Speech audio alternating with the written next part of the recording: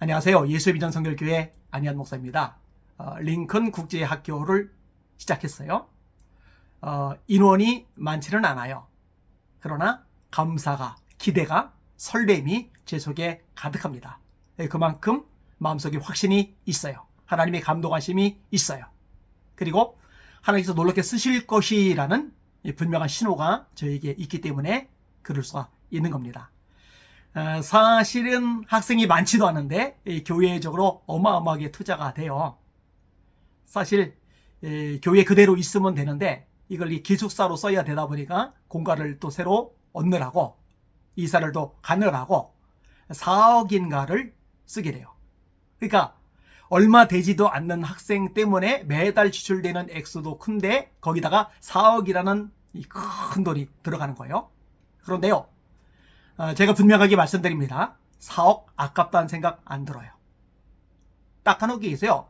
단 한 명만이라도 제대로 이 대한민국을, 한국교회를 살릴 만큼의 인재, 하나님의 마음에 합당한 인물, 깜으로 키워낼 수가 있다면 몇 억이라도 쏟아부어야 됩니다. 사실 교회는요, 건물을 짓는데 올인하면 안 돼요. 예배당을 너무 정도 이상으로 과하게 크게 짓고요. 그 다음에 교육관도 크게 짓고요. 그 다음에 선교관도 크게 짓고요. 그리고 수양관, 기도원 차리죠. 또 크게 짓고요. 그 다음에 하는 게 뭐예요, 보통? 묘지.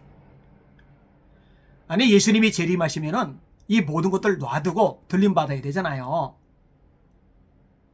그리고 예수님 재림하기 전에 우리는 땅끝까지 선교하는 선교 사명에 집중하다가 구원받은 그 구원의 열매들과 더불어 재림하시는 예수님을 영접해야 되잖아요. 그런데 이 부동산에다가 전부 다 막 쏟아 부어놓고 나서 정작 해야 될 일에 집중하지 못한다면은 이거는 굉장히 큰 손실이라고 생각을 합니다. 그 돈 가지고 선교하는 데 다 쏟아부을 필요가 있어요. 그 돈 가지고 어려운 게 미자롭게 많이 도울 필요가 있어요. 그리고 그 돈 가지고 다음 세대 인물감들을 키워내는데 모든 것을 올인할 필요가 있습니다.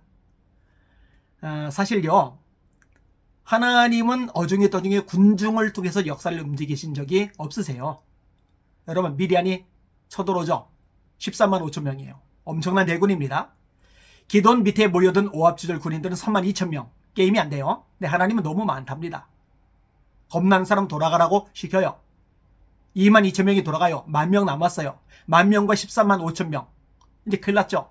근데 하나님은 뭐라 하세요? 지금도 많다. 그래서 물가로 데려가게 한 다음에 물을 마시는 방식에 따라서 좌우를 살피며 손으로 떠서 먹는 사람은 남기고 그냥 머리 대고 먹는 사람 다 돌려보내게 하세요. 그래서 9,700명이 돌아가고 300명이 남아요. 그 300명으로 나라를 구원해 내시는 거예요. 그러니까 뭐 수많은 사람을 통해서 한국교회를 건져내시고 이 대한민국을 살려내시고 그러는 게 아니에요.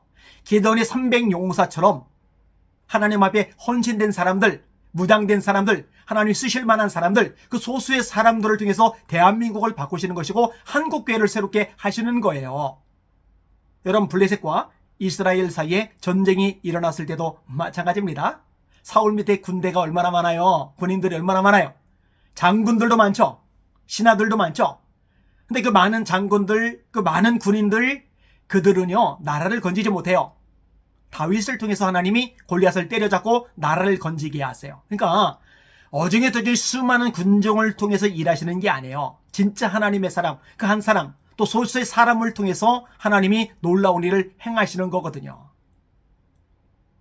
그러니까 그런 아이를 키워내야 됩니다.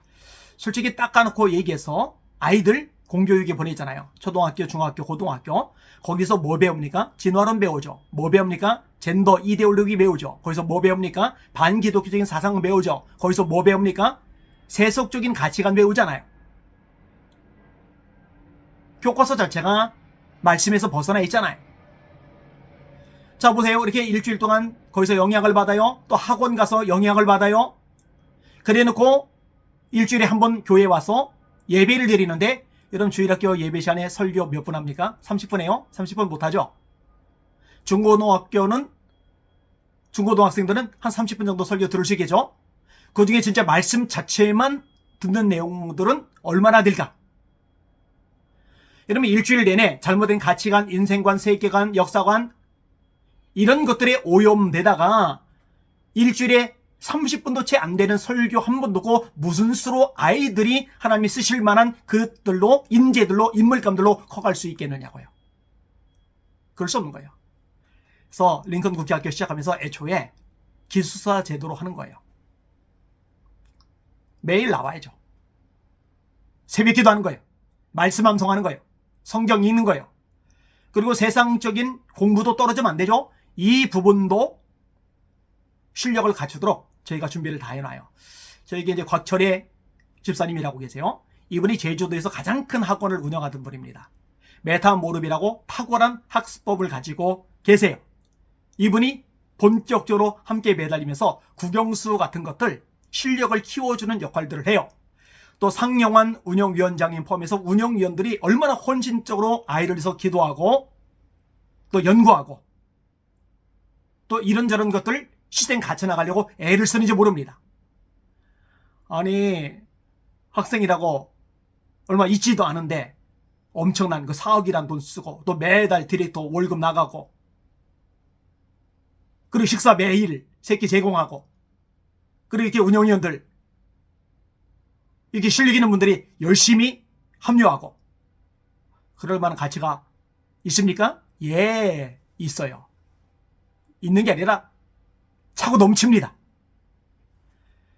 여러분 기대해 주시길 바랍니다. 시간 지나면 아시게 될 겁니다. 보시게 될 겁니다. 저는 하나님께 감동받아서 발을 내딛고 나서 그 다음에 후회한 적이 단 한 번도 없어요. 평생 동안 단 한 번도 없어요. 여러분 계산 다 하고 조건, 형편, 여건 다 갖추고 그리고 하는 게 아니에요. 하나님이 말씀하시면은 요단강 물살이 빠르게 지나가더라도 발을 내딛는 거예요. 발을 내디딜 때 요단강이 갈라지는 거예요. 수위가 낮아지기를, 이 물의 속도가 늦춰지기를 기다린 다음에 발을 내딛는 게 아니에요. 하나님이 감동 주시면 수위가 높아도 유속이 빨라도 발을 내딛는 거예요. 그럼 그 다음은 하나님이 책임져 주시는 겁니다. 이 방송 보시는 시청자분들 링컨 국제학교 위에서 기도 많이 해 주시길 바랍니다. 진짜 하나님 사람들 멋지게 키워낼 것입니다.